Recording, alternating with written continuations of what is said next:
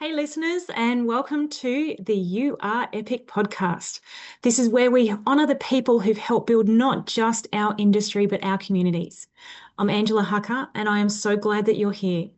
So, I'm taking the time to sit down with people who've been in construction for years, people who've been through the ups, the downs, and everything in between. You're going to hear real stories of resilience, growth, and moments that shaped who they are.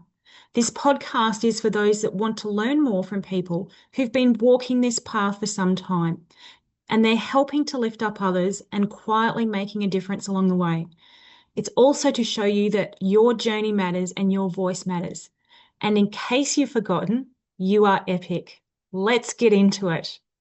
So today's guest is Ivan Fratrick, a construction executive with over 20 years of experience delivering major infrastructure projects across Australia.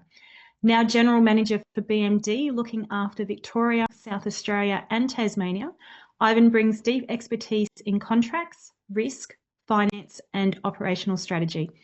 With a track record of leading high-performing teams and driving continuous improvement, he's known for his collaborative leadership and commitment to building safer, smarter and more commercially sound outcomes across the infrastructure sector. So thanks for joining us, Ivan. It's awesome to have you here today. Thank you, Angela. So what I'd love to find out, which I ask everyone, because I'm always curious, how do people get started in this industry? So would you love to share how you actually got started working in this industry? Yeah, okay. So to start, my background's actually an environmental engineer. So I started off I didn't expect to get into the construction industry in the manner I am now. So I did my environmental engineering degree, and coming out of university, it was limited pickings in terms of opportunities at that time when I'd graduated, and I was lucky enough to get a position at Vic Roads on their graduate program, following an extensive selection process that they used to go through back then. So it was an opportunity that I didn't have much choice. I sort of landed in roads at the time, and basically from there made the most of it in Vic Roads for a couple of years, working both in their sort of network policy area through to their works group, and then I finished on the tram program. So that's sort of how I ended up in the construction industry. It was literally a lack of opportunity at the time in other fields, and that was a job that I'd got, and just so happened I really enjoyed it, and it's just stuck in the industry ever since. So following the Vic Roads experience, I wanted to get my hands more into construction, and Vic Roads used to have their own works group at the time, which I did a stint at. Following that, I was administering a contract with a company called Cut and Fill, and following completing that project, I just wanted to get back into construction, hands-on like I did at the works group, and so they gave me an opportunity. I took it. I thought I'd try it, see how construction on the delivery side, or the non-government or non-client side, was like, and I just never looked back. I've just enjoyed it ever since. It was a good opportunity, but I just landed in it. Just so happened. I think that's how a lot of people really get into construction. They kind of fall into it or land into it, don't they? Yeah, no, definitely.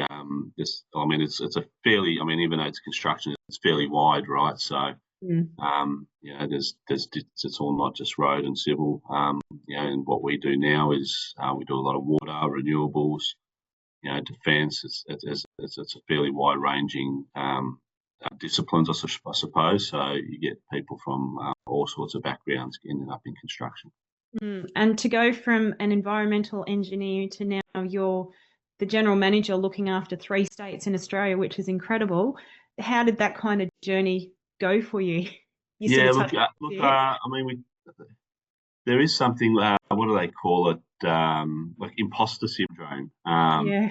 I do get that sometimes, and my fellow civil engineers like to remind me of it all the time too, because I've been told by one project manager that I've got one of those green degrees that you get out of a Wheaties box, is the way you describe it to me.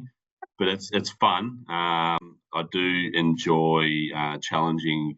Obviously, the environmental engineering degrees very much very similar to I suppose a civil degree in many ways. So I still got a good sound basis to challenge the team. But it's certainly as you get higher and higher and start taking on leadership roles, it's certainly more about managing people and more than managing projects or really dealing with the technical challenges because those are the sorts of things that I dealt with over the years, having delivered many projects myself in the project management capacity. But as you sort of grow, it's really getting the most out of your teams. And so it really doesn't matter what sort of degree you got. It comes down to how to manage people, how to get the most out of people.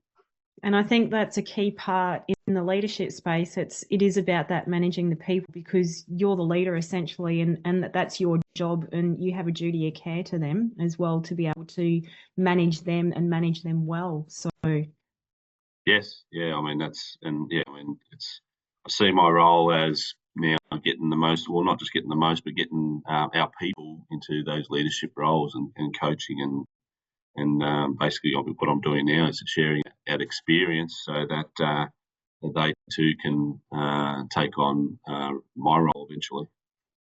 yeah, and that's the part, isn't it? Because your role as a leader is to help lift everyone up so that eventually, as crazy as it sounds, they can replace you one day. So Well, it is funny. Like you got to always. I mean, good leadership is making sure that there's a replacement for you. But it's a little bit selfish as well. In sometimes the way I think about it. I mean, I want to surround myself with good people so that it makes my job easier. And that's as a leader, you're always on a lookout for those individuals that can help you, that you can trust, that you can count on.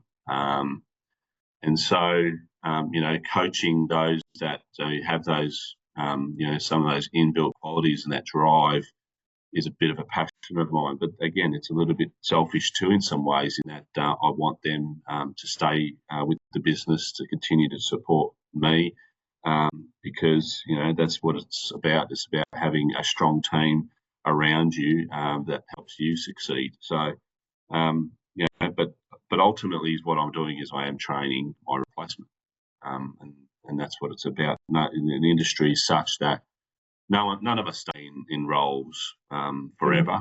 We move around, and so those opportunities will be provided to those people. They need to be ready for it. But until then, it's good to you need to coach and teach those people and have them around you. absolutely. And that's part of just being a good steward in the industry is actually, helping to share your knowledge and pass that knowledge on to others so they can thrive as well. So with those leadership traits that you look for in people, you sort of touched on it a little bit, but what sort of traits are you looking for with people to invest in them to be able to help amplify them into leadership positions? Yeah, no, that's a good question. Look, I think one of the things is it's hard for me to train is just having that drive and that want to learn, that want to the ones that ask you how do I get to the next level, rather than how do I get another 5 or 10K in my salary. That's it's the people that that are here at the start of the day and leave according to their workload. Basically, if it needs to get done, they're there and they're finishing it. If they've got nothing to do, then they go, right. But having those people that you can sort of see that they do take their work personally, and I guess the way I see sometimes what we do, and in terms of how do leaders get to where they are and how do they get there. I don't think it's by chance or be necessarily the right place at the right time. It's about being the best.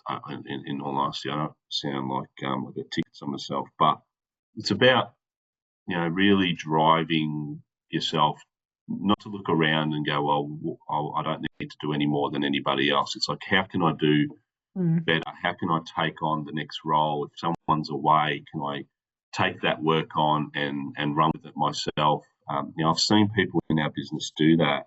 And as leaders, we notice that. Like, we do notice that. And there's an example of an individual where we had on a project not too long ago where the project manager went overseas on holidays, and things started to come out of the woodwork in terms of some delays on the project. And this person, she really took that opportunity to start dealing with, putting in those notices to the clients and starting to do what she could to mitigate the issues we were having. And what was interesting about it was it had nothing to do with the discipline that she was on the project for. It was completely different, a different role. And so with that, we picked up on that, and you go, well, she should be possibly doing this role, or how do we get her to that level where ultimately I see that there's a future project manager there. And so it's those sorts of individuals that take the opportunity, that they don't sit back and go, well, it's not my job. It's about, well, how can I do that? You can just count on them, and that's what it's about. Like, leaders, we need to be able to be counted on by those that are working for us. And so as a leader, I look at future leaders, is that someone, if I can count on them having to step into those roles, having to pick up the pieces, having to be there when it gets tough, then there's some leadership ability there that we should be coaching, training, and that's basically my philosophy of how I've really got to where I am, is that I've taken those opportunities, I believe, and I don't demonstrate to my bosses, my leaders, that I was worthy on taking on more responsibility. So it's about being reliable, but also having an attitude that is one that you actually want to do more. It's not that you're staying in your lane and going, no, I'm just doing this. If there's someone that needs some help or something like that, hey, look, we all just roll our sleeves up and do it, because that's part of being part of a team as well. I'm intrigued by those that sort of recognise where their flaws might be, and that they're open about it, and they ask you, well, how do I deal with this, or how do I? And sometimes I'm not the best coach either, and I'll set them up with a mentor that's probably in a better position to be able to coach them through those challenges. But it's really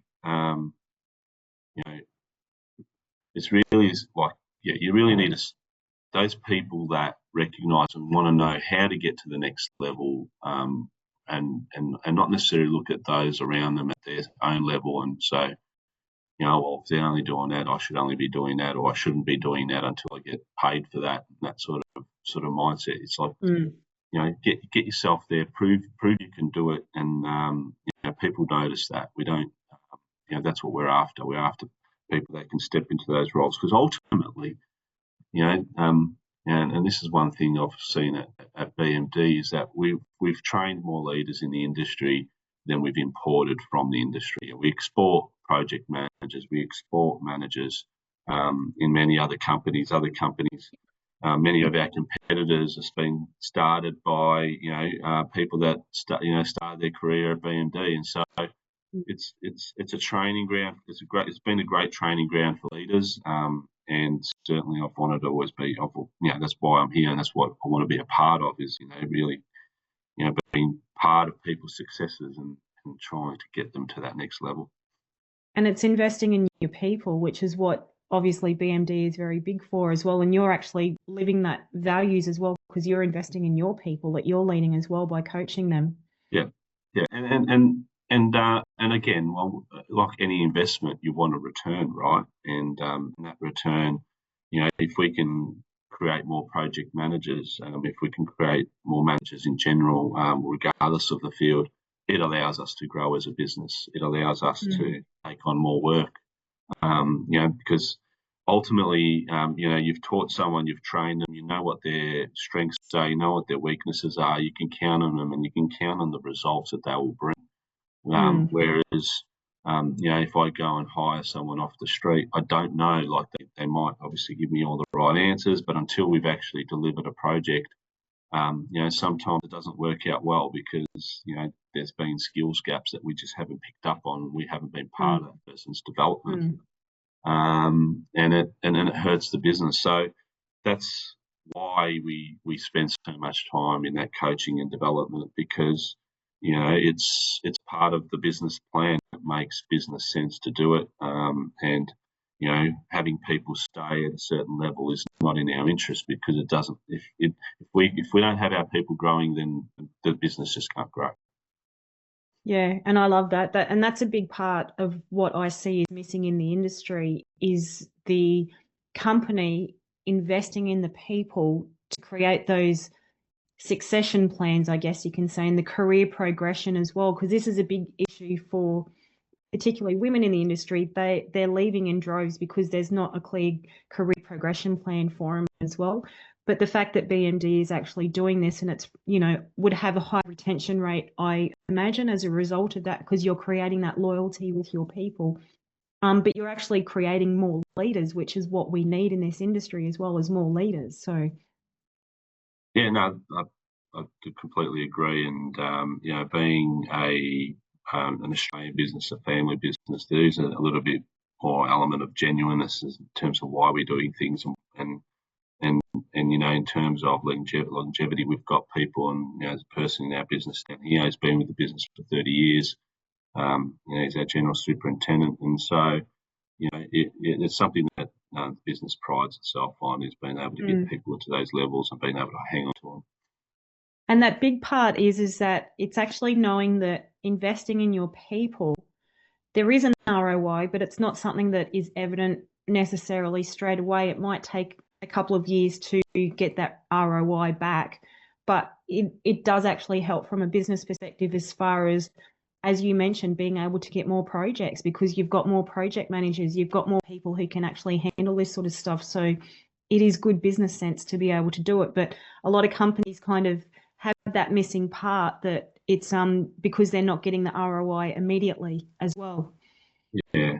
Look, we got it certainly is a long game that we play with people, and it's hard too, because at the moment, and then particularly, there's been a feeding frenzy for people, and then there's been a lot of big projects where at the end of the projects they just release people back into the market, and so people almost get traded as currency in some way, which is not great, and it does create still a little bit of distrust even in our own business, right? Like those that are coming from outside in, going, well, that I could be Ivan just saying this stuff, but we certainly, we've got examples, and I've got again another recent example where one of our project engineers has sort of stepped into basically managing a project, a much smaller project, but when I say small, it's still a $10 million job. But this is we give opportunity so that you can sort of see that pathway ahead of him. Like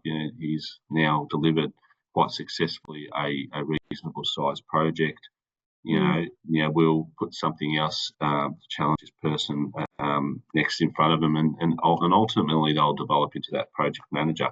But they are delivering for us along the way, right? And it's not like we're just pumping money into training and taking chances. They're delivering along the way. Like, we're putting people into safe spots where they can succeed, rather than throwing them in the deep end and watching them sink or swim.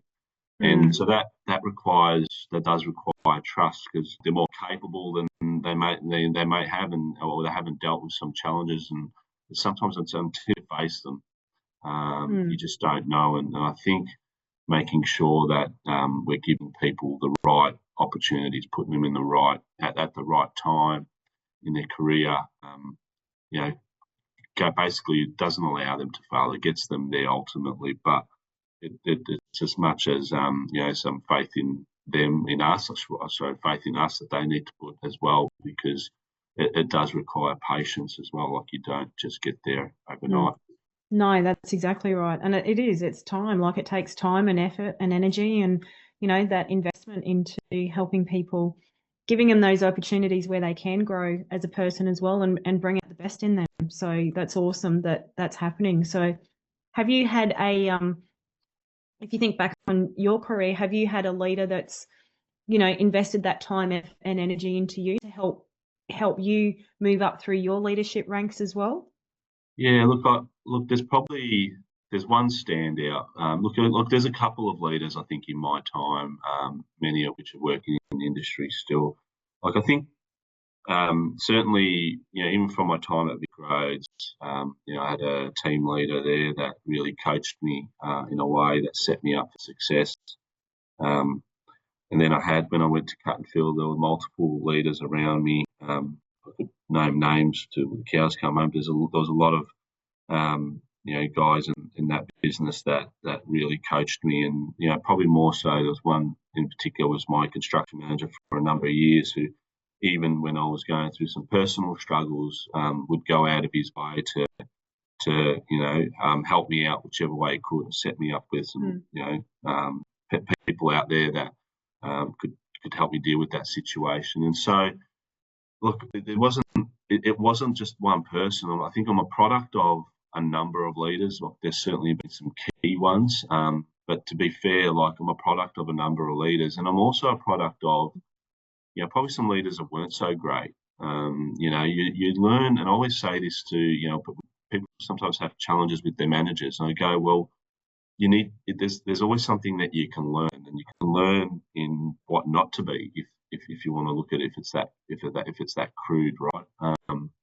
So it wasn't a single leader. I've had a number of mentors, and if I reflect on what I got most were those conversations. At the end of each day, a lot of times I was working away, so I had long drive home, but I'd spend that time and I'd check in with my leaders or I'd check in with my peers, and it was just that time in being able to share your challenges and get feedback, them understanding where you were at mentally as well.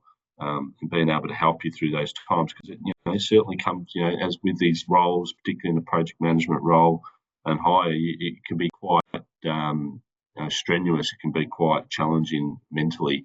So having those people around you certainly helped me. But they were mentors, and they're all unofficial mentors. But like I said, I'm a product of a number of leaders. I joined BMD for a leader that I'd worked with prior, and to learn from him. But having been at BMD, I've got more leaders around me than I probably ever had before that I'm learning from. And again, imposter syndrome. I always go, how did I get here? I'm probably here too young, too early. Am I worthy? I mean, look at the caliber of people that are around me. I'm starting to understand I probably am. I'm just more critical of myself than others, but I'm here to learn from them, and that's why I see it. So I do put them up on a bit of a pedestal and try to get as much information out of them and strategy so that I can keep growing myself. So what sort of qualities have they got that you really admire? Well, I mentioned strategy. I like those, and particularly my current manager, the general manager for our southern region. He's got a very strategic mind, and that's what I'm here to. I think from a people point of view, I think I'm approachable. I like to. It's not. Probably there'll be differing views on that, but I think I've got. I feel like I've got a good relationship with most of our people. So I'm here more to learn. For me, it's about, well, what can I learn from my leader in terms of strategies, how to deal with it's about dealing with those difficult situations, those real tough decisions. Now, not the everyday project management ones. I've been through those. I can coach our people. It's really if there was another leader in now my role, how would I be able to help them? And that I can only learn from those above me. And so, I came here because I probably wasn't learning as much in my previous role prior to BMD. I came here to learn from this individual in particular. And then having worked under him and having worked under another general manager still in our business, but is now back in Queensland, I've learned a hell of a lot more in terms of dealing with clients. You know that you know, yeah. There's a lot of stuff, right? Mm. But yeah, like I'm here basically to learn. I'm still learning as much as Yeah. I'm leading. I've come here to learn. I didn't, you know, even when I joined, I didn't even ask how much I was getting paid. Right? It was the opportunity. It was the opportunity. I tell that to Yeah. everyone. Like, I didn't ask, and I've never asked in my whole career like how much. But it's always been about, well, what am I going to be doing? Who's there to support me? What else am I going to learn? And Mm. I think, you know, if you're continuing to seek to learn from someone, if you keep continuing to surround those people that can help you, mentor you, then you'll just keep growing yourself. You're the epitome of a phrase that I reference continually, which is "can I," which is constant and never-ending improvement, and that's you. You are the epitome of that, Ivan. That you are constantly and never-ending improving yourself by surrounding yourself with the right people, looking at people who are you know, slightly more experienced and okay, what can I learn from them to help myself and Yeah. how can I adapt that to help improve myself and my own leadership styles? And that's a real credit to you because a lot of people don't take that sort of on board because it comes from a different place, whereas you're coming more from a place of being quite humble as well with it as Yeah. and I I, can I, see that with you. the only other thing I'd say is, you know, I think, you know, given it's nothing to do with my environmental engineering degree, but just having that imposter syndrome continuous, and it builds like it's like this chronic unease that I have all the time in my role. Like, you know, I must know this. Should I know that? Like, if someone asks me this question, how am I going to respond? What will they think of me? That sort of stuff. Um, and I think everyone feels that, right? Everyone feels that in their roles, no matter what. Nobody wants to be the one to ask a silly question, whereas 9 times out of 10, it's not a silly question. But, you know, having those people around you and continuing to try to learn from them really feed or dampens that feeling of, and as long as you know that your leaders are there to help you, that they're genuinely invested in your development, it provides you a little bit of a safe environment where that chronic unease and that imposter syndrome doesn't drive you, you know, down another path of just, you know, putting so much pressure on yourself that you just can't do it anymore. And so, but that's always in the background and to learn more, to try to be better, to try to know the answers so that I can support those that are going to look for that same support, that same strategy. They're going to want that from me, or they want it now. But you know, I don't know, maybe I'll get to the next level. I might not, but if I do, I want to be able to support the next person that's in my role in that same way. And so I've got a lot still to learn. But I think in that regards with what you said, like it's actually tapping into that vulnerability as well, which is actually, I see that as a strength. It's not a weakness because when you can actually have that vulnerability and go, you know, I need to know the answers. I've got to have this. I've got to be able to tell the team this. You're actually recognizing that, hey, I don't know everything. And maybe this is where the imposter syndrome comes in, that I don't know everything, but you're vulnerable enough to admit it and go, okay, what can I do to learn to make sure that I can have those answers? So that's actually a strength. It's not a weakness. So Yeah, yeah, no, yeah, mate, it still makes you uncomfortable, right? oh, but growth is uncomfortable. It's like a snake shedding its skin. I mean, you've actually got to expand, and it's quite uncomfortable as you're going through it. But it is a real credit to you that you've got that within you as a leader, because there's not many leaders who have those qualities and traits to be able to do that. So, and to actually say, hey, look, you know, I do suffer from imposter syndrome because a lot of leaders come from a different place, where they think they know everything but they don't, and they're not vulnerable enough to admit it. So Yeah, I think they're supposed to know everything. We're not yeah, supposed to know you're everything, not. That's why you have a but team. we need to know enough. Yeah, that's why you have a team of experts around you. That's So right.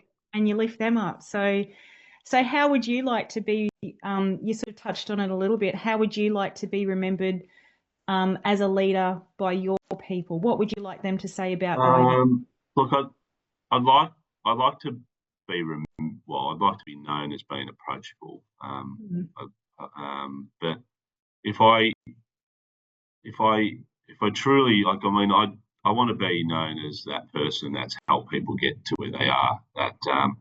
And I've always looked for opportunity, and I look for and I've recruited some people from what probably I'd call some strange places too, right? Like where I've just seen they've got this natural ability of communication, might be, or different ideas or a different way of thinking, and brought them into the industry, or brought them into our business, and got them to a level where they'll either be a project manager, or they might be stakeholder comms manager, or someone that or it might have just been that they just got into this industry, right, and they've enjoyed and had a really prosperous career.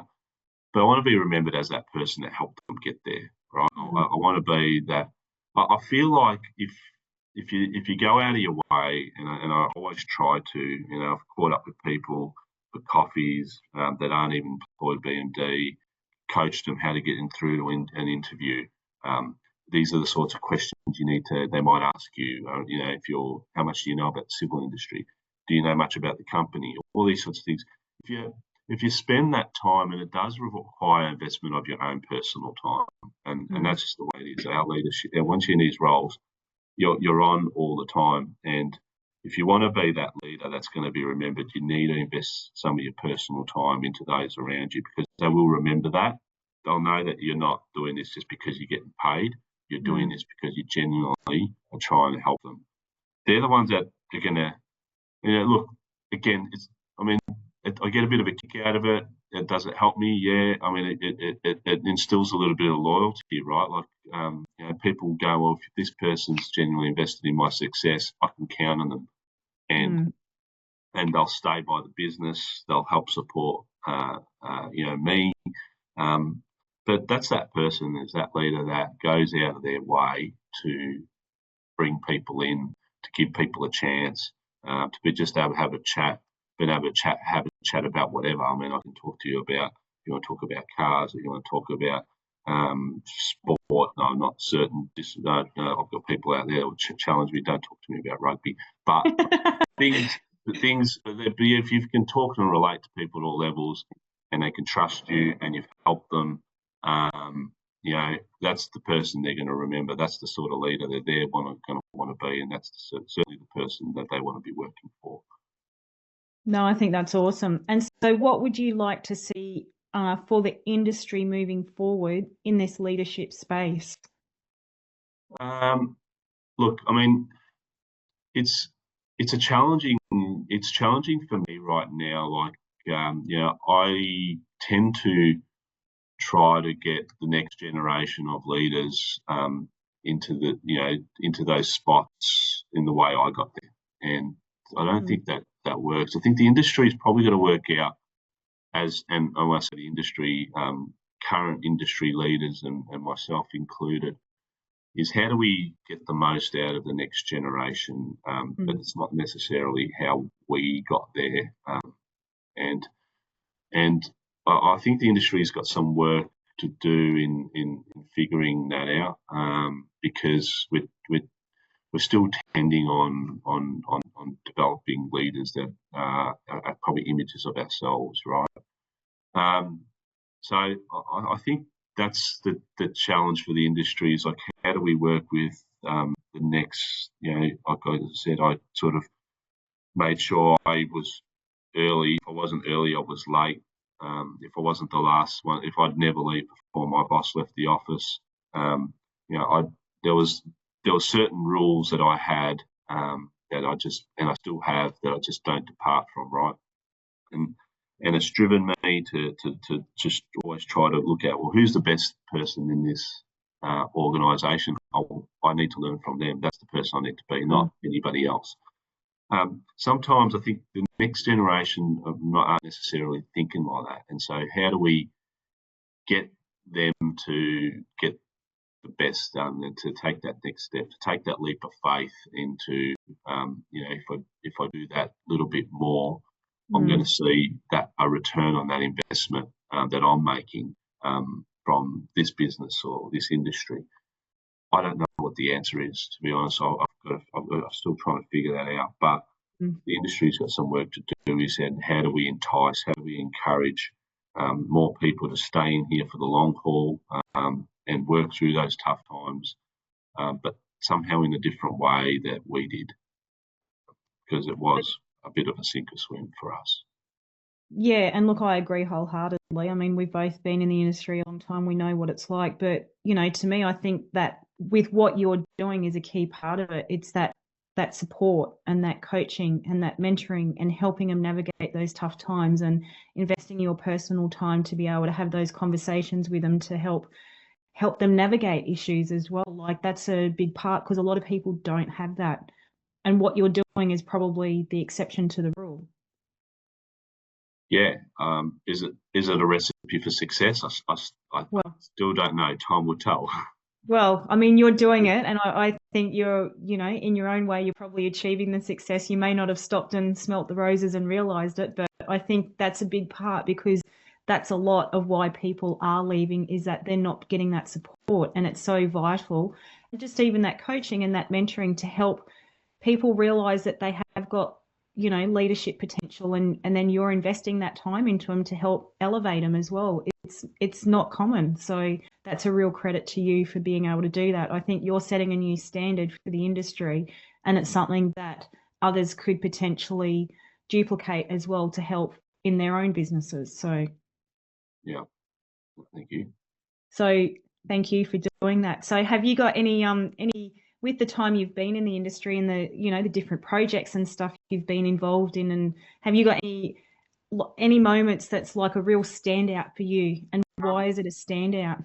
I've been asked this question a few times, and the answer is there is no moment that's a standout. And there's been glimpses of it. There's been moments of advice that I'll always remember from different individuals, good and bad, and those sorts of things I've just always just had in the back of my mind, and it's driven me. But there's no turning point. There's no this was the time. I was in the right place at the right time. No, I wasn't. It's been a journey of surrounding myself with good people, so learning from managers of all sorts, and just there's been some sacrifice along the way as well, from both from a personal sense as more so, to allow me to have reached that spot where I'm at the moment. And so it, there isn't a magic wand. There is no moment. It's just been learn, and keep talking to the right people. Yeah, and I think I think sometimes it's only when you stop and you reflect and there's just different things that, you kind of, like you said, it could just be those conversations or certain people you've learnt from. Yeah. If I have to say one thing, and if I rather than like most, I think there's been projects, I would say, that have been very difficult, and probably the most rewarding experience for me was a particular project years ago when I was still at Cut and Fill, where it was a tough job, and we weren't delivering a profit to the business, and that was even more difficult. The business, probably needed it at that time, but we it was a thankless task, and it was a tough client, and but what I took from that was we never lost one person in that team. Like when you have a project where everything's against you, you're just never going to get there. People want job satisfaction. They want to know that after all this effort, after all these long hours, where that you've given something to up the line, particularly when it's a family business. All right. But when you don't have that opportunity, it becomes a tough environment to work in. And I've seen it on other projects where they lose people. They can't keep people. If it's a bad project, people don't want to be part of that. If they feel like they turn it around, But this project in particular, we never lost anyone. Every single person that started on the job finished on the job, and it was a thankless task. And when I look at it, I go, that was probably my most rewarding job in that. That team that we had, we worked through some really difficult challenges. We still delivered the job on time, but we didn't deliver the outcome that we required. But we still were able to stay together and go on to another project for the same company, and then deliver back on what we'd learned from that project. And to me, that was the most rewarding job, is having worked on the toughest job and having had the most resilient team supporting me. And I think that's a real credit, because it's not easy being in that environment when you know that you're not making the money and you're not hitting the marks, and there's all this added layer. I mean, construction is tough as it is, and then when you've got that happening as well, and that's obviously a testament to the team that you had. Well, I had good leaders underneath me, and even though I was the PM, right, I had good leaders underneath me, and I say that because they grabbed me at times where they could see me going off into a direction that wasn't great. They were the ones that were looking out for me, and often we always go, well, leaders, we need to be the ones that help others and help our team and be there and make sure. But we're not perfect, right? We're humans like everyone else, and to have people below me go, Ivan, come with me, get in the car, we're going for a drive. That was huge, because in all honesty, like that could have been a turning point in my career had they not done that. And so, I'll always be indebted to those sorts of people that have worked with me, in that they were looking out for me and made sure that I continued to exhibit leadership qualities. Well, I think that's a credit again to you, Ivan, for who you are as a person, because there's obviously a huge care factor and a huge level of respect that you've built with those people, that they cared enough to actually say, hey, come on, let's go for a drive, let's sort this out, and get you refocused again. Because if you weren't a person who they respected or they cared for, it would never have happened. Yeah, that's right. So that's a credit to you again for who you are as a leader. So yeah. So what's your aspiration next? What would you like to achieve next? Well, oddly enough, I've never had aspirations. Well, one, I never thought I was going to be in the civil industry, or construction industry, I should say. But I don't. I'm happy. Look, I'd be happy doing what I'm doing till I retire, right? But I mean, I've said that in every role that I've had. I've always just wanted to do. So I don't. I mean, I asked this question of everyone else, what's your 5-year plan? But if someone asked me, what's yours, I wouldn't be able to answer it, right? So I just again, I get the kick out of working with people. What do I want to do next is I just want to see other people being able to do what I'm doing. And in terms of my own role, I'm happy where I am. I'm happy working underneath it. If I get another opportunity, certainly. But in terms of in the business and moving up, certainly. But I'm not career step focused. I've just worked hard and got to where I am. And I love that, just that humbleness about you, that it's all about the people around you and helping to lift them up as well. That's what you're aspiring to, making sure you can lift people up. So I think that's really beautiful. So just in closing, I'd love to find out if there's one bit of Ivan wisdom that you could pass on for people. What would that be? If it was a comment, a statement, just something that you've always gone, if I could just tell people this, it would be? I think just ask what you need to do to get to that next level. If that's what you want to do, you need to find out what it is you need to do to get to that next level, rather than ask, why am I not at that next level? And that's, I think, the key thing is to people to want to understand what they need to work on, rather than why are they not there. And that drives a different conversation and allows that person to get feedback and use that feedback, whether you agree with it or not, to get yourself there. Because it's what's driven me is that, well, what are the things that I can be doing better, um, to Mm.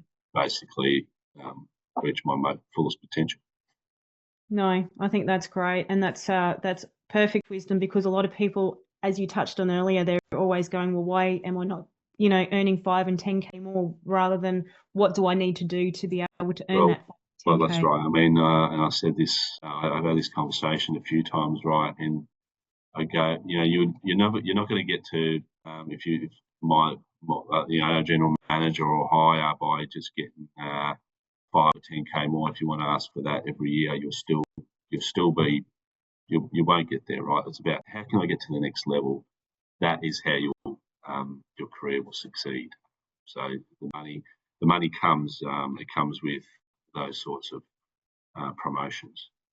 And it's the same as what you said about with the ROI of investing in your people. Like you put that time in, and then the ROI will come as well. So with being able to win more work and earn more money and make more profits and stuff as well. So it's very similar. So no, look, I really appreciate your time and thank you so much for being the very vulnerable and humble leader that you are because you are making a difference. You may not realize it, but you would absolutely be making a difference for the people that you're leading. And I'm sure, they hold you in high regard and put you up on a pedestal as well.